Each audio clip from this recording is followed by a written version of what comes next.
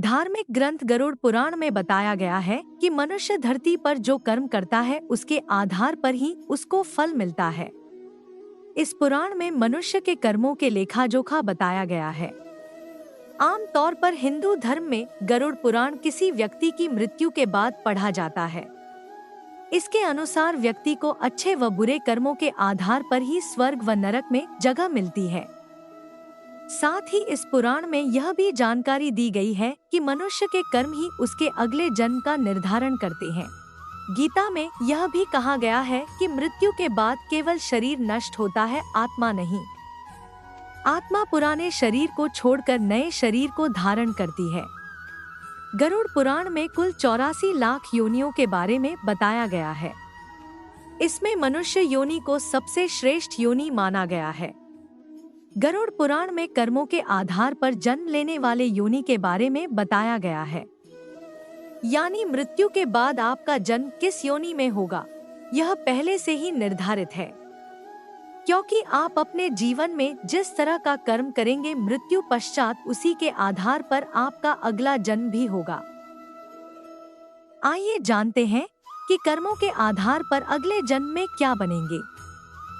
Number 1, Garuda Purana के अनुसार जो लोग महिलाओं का शोषण करते हैं वह अगले जन्म में भयानक रोग से पीड़ित होते हैं।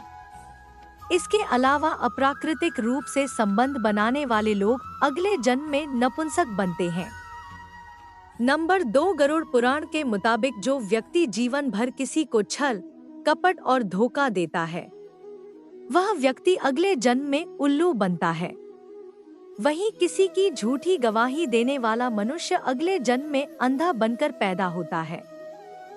नंबर 3, जो व्यक्ति लूटपाट, जानवरों का सताना और शिकार करके अपने परिवार का पालन पोषण करता है उसे अगले जन्म में किसी कसाई के हाथों मृत्यु प्राप्त होती है, यानी वह जानवर का जन्म लेता है। नंबर 4, गरुड़ पुराण में बताया गया है कि जो व्यक्ति अपने माता पिता और भाई बहन को प्रताड़ित करता है उसे जन्म तो मिलता है लेकिन उसकी मृत्यु गर्भ में ही हो जाती है और वह धरती पर नहीं आता। नंबर 5, गुरु का अपमान करने वाले व्यक्ति के लिए नरक का रास्ता खोला जाता है। ऐसा व्यक्ति अगले जन्म में जल रहित वन में ब्रह्मराक्षस बनकर पैदा होता है। नंबर 6, जो पुरुष महिलाओं की तरह आचरण रखते हैं या उनके आदतें व स्वभाव में महिलाओं की झलक दिखती है तो ऐसे पुरुष अगले जन्म में स्त्री के रूप में आते हैं। नंबर 7, गरुड़ पुराण के मुताबिक जो व्यक्ति मृत्यु के समय भगवान का नाम लेता है तो भगवान उसकी मुक्ति का मार्ग खोल देते हैं। यही वजह है कि शास्त्रों में मरते समय राम नाम लेना महत्वपूर्ण बताया गया है।